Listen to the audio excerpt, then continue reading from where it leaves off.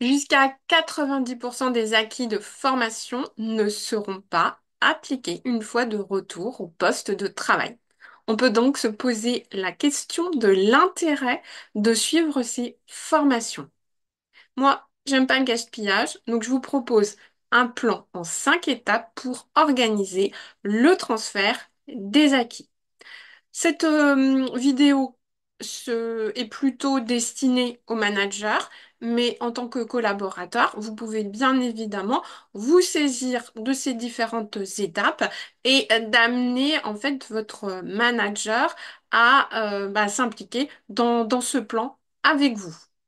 C'est quand même, c'est une question en fait de performance de l'équipe et pas seulement de votre propre développement de compétences. Alors, le plan, eh bien, il suit tout simplement la chronologie, on va dire, de la formation et il démarre avant la formation. Le terrain, il se prépare en amont et c'est ce qui permet déjà de s'assurer que la formation répond bien aux attentes, aux besoins.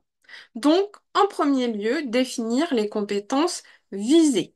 Donc, précisément, qu'est-ce qui est attendu? Quel est le comportement qui doit évoluer, les pratiques, quelle transformation doit avoir lieu sur votre poste de travail, hein? Quelles sont les nouvelles compétences que vous devez mettre en œuvre?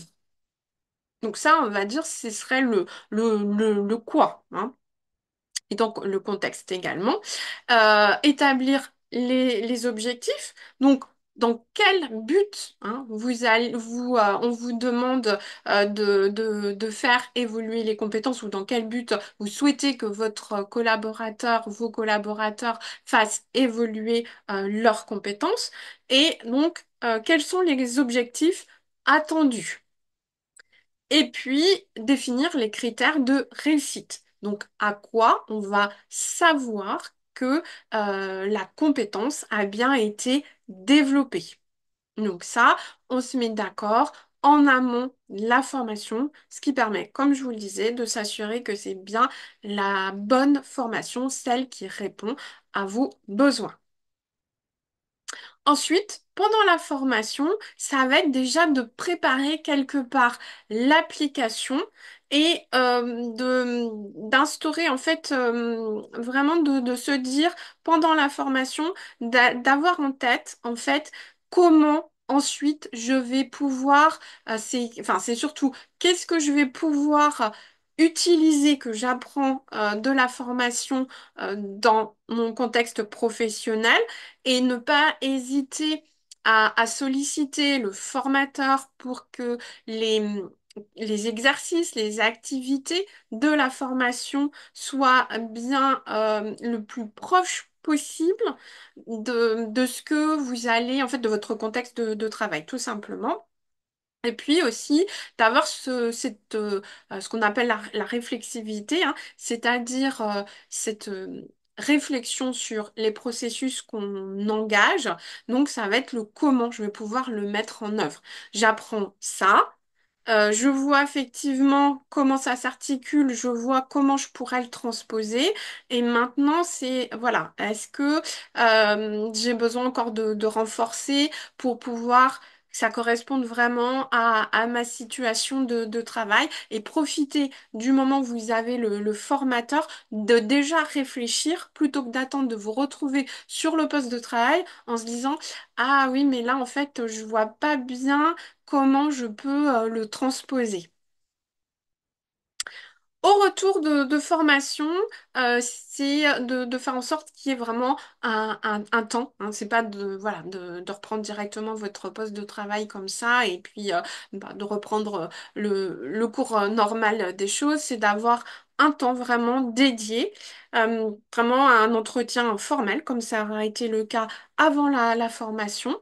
Et pareil, de reprendre finalement ce qui avait été vu en amont de la formation et d'explorer les possibilités d'application, s'assurer effectivement que ce que vous avez acquis est bien transposable, que ce que vous avez acquis est bien aussi conforme à la vision du manager, la façon dont on doit faire les choses, parce que si ça n'avait pas été évoqué au préalable, c'est quand même dommage de, voilà, de revenir avec une méthode et puis que vous, si vous êtes le manager ou le manager, n'adhère pas à cette façon de faire. Donc c'est bien de se mettre d'accord là-dessus et puis de définir bien le cadre d'expérimentation, parce que là, c'est une compétence, c'est un apprentissage. Donc voilà, de bien définir la marge de manœuvre et puis on est dans un apprentissage, donc on teste et ça peut fonctionner du premier coup comme pas forcément. Donc c'est important de bien poser ce cadre-là pour qu'il n'y ait pas une pression inutile. Et puis, donc, on va élaborer un plan d'action détaillé, hein. Ce plan d'engagement, il va être vraiment formalisé. Euh, donc, et surtout, hein, ce qui est important, c'est aussi de bien identifier les ressources qui vont être nécessaires. Donc, que ce soit en accompagnement du manager, mais bien évidemment, tout ce qui est les outils, les ressources humaines, hein, les collègues, voilà. Tout ce qui, en tout cas, qui est nécessaire à la mobilisation de la compétence et à la réussite.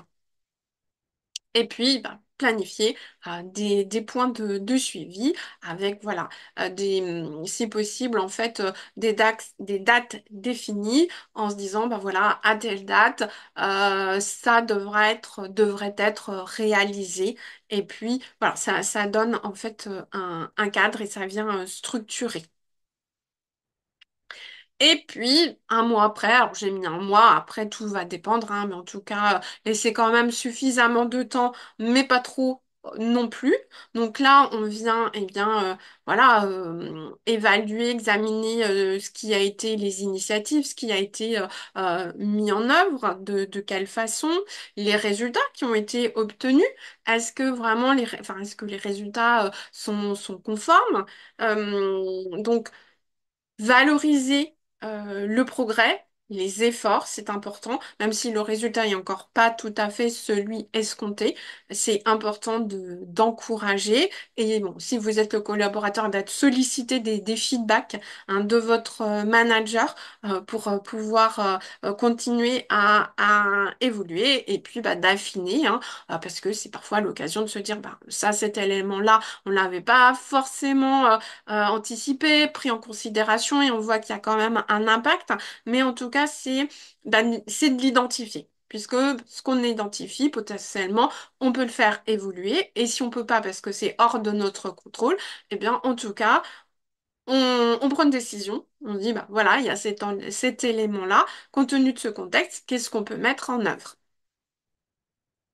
Voilà tous les éléments et puis surtout hein, l'importance c'est encore une fois comme je le rappelais c'est de faire en sorte que la formation elle ait bien une réelle utilité hein, qui derrière est bien une évolution une transformation ça demande pas tant de temps que ça hein, ce plan de transfert de compétences cet accompagnement alors j'ai mis que l'impact peut être multiplié par 5 ça peut être beaucoup plus, hein, parce que comme je le disais au départ, seulement 10% potentiellement peut être mis en pratique, donc ça peut être beaucoup plus que 5 fois. Hein.